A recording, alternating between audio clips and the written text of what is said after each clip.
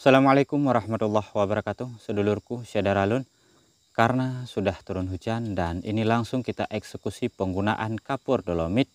Yang penggunaan kapur dolomit kita hari ini lebih berfungsi sebagai pupuk dasar. Bukan penggunaan sebagaimana fungsinya yaitu kapur pertanian untuk pembenah tanah. Nah, apakah penggunaan kapur dolomit ini bisa dipergunakan sebagai pupuk dasar? Ikuti saja video ini selengkapnya.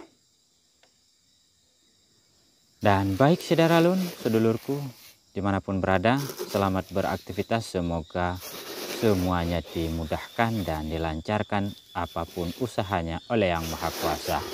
Amin ya Rabbal Alamin. Kita ketahui bahwa kapur dolomit itu merupakan salah satu kapur pertanian yang pada dasarnya memiliki fungsi terbaik untuk proses pembenahan tanah, untuk proses memperbaiki merecovery sifat fisik, sifat biologi dan kimia tanah. Serta kapur dolomit itu kita ketahui adalah salah satu zat yang sangat-sangat mumpuni untuk proses penetralan pH tanah kita.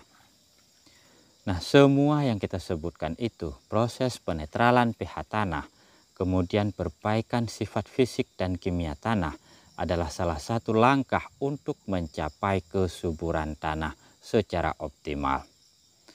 Dan seharusnya penggunaan kapur dolomit itu memang diperuntukkan pada tujuan-tujuan yang seperti itu.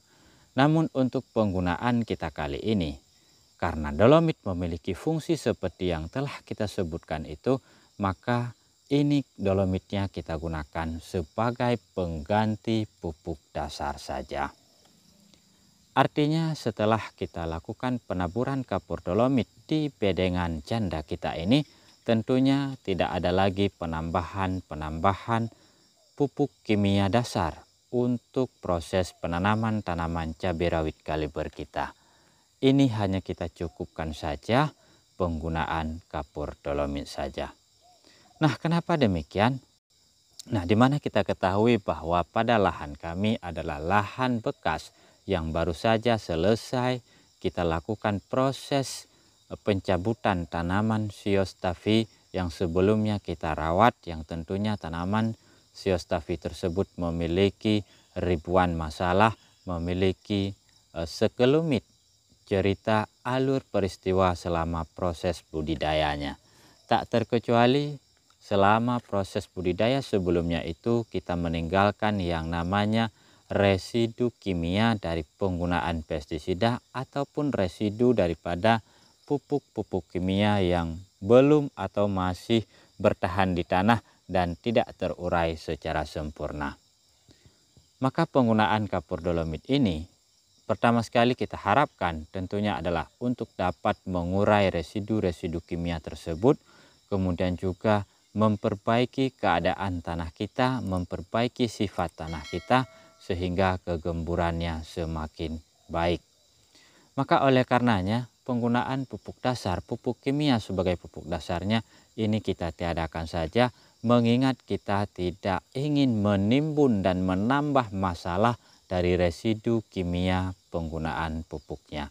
Maka untuk pupuk kimianya ini coba kita tiadakan saja. Dan apakah ini akan berhasil?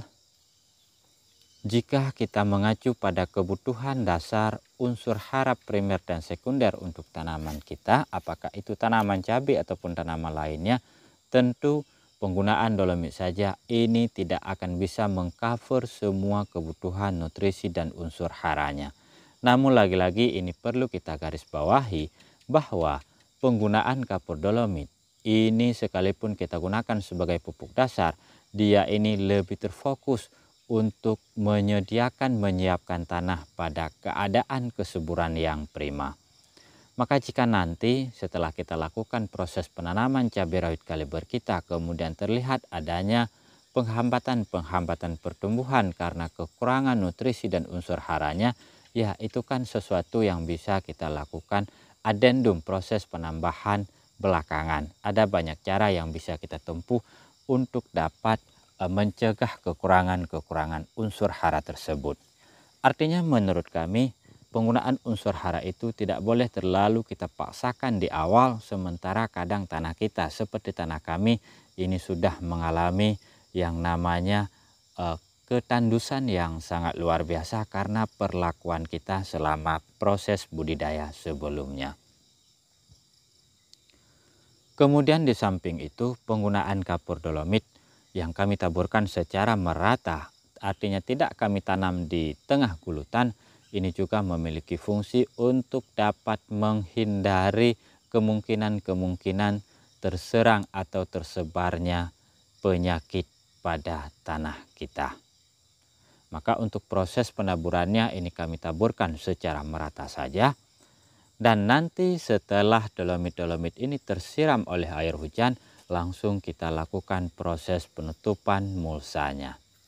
Dan kita segerakan juga proses pindah tanam cabai rawit kita. Karena bibit kita ini sudah begitu saling kejar mengejar proses pertumbuhan pembibitannya. Sehingga ini tidak bisa kita tunggu lama-lama, ya terpaksa kita segerakan proses pindah tanamnya.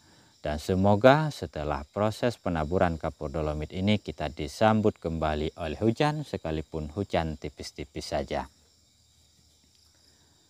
Dan kemudian sedulurku, untuk jumlah penggunaan daripada kapur dolomit ini kan kami pergunakan selain fungsinya sebagai pembena tanah, juga berfungsi sebagai pupuk dasar. Maka jumlah yang kami pergunakan hari ini berkisar sekitar 350 kg untuk jumlah populasi tanaman cabai rawit kami sekitar 1.500 lubang tanam.